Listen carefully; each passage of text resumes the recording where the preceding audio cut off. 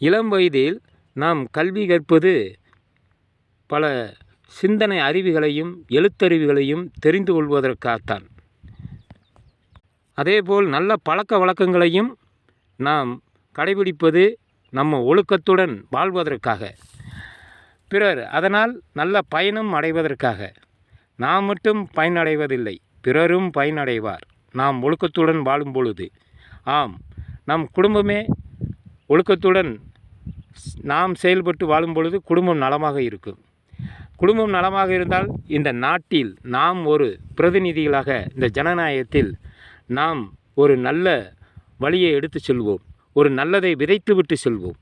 ஆம், நல்லவர்களாக ஒழுக்கமாக வாழும் பொழுதுதான் நாம் இந்த உலகத்துக்கு பயனுள்ளவர்களாக இருக்கிறோம். இல்லை என்றால் பயன் அற்றவர்களாக மாறிவிடுவோம். அதனால்தான் இளம் வயதிலே நல்ல பழக்க வழக்கங்கள், கல்வி இதெல்லாம்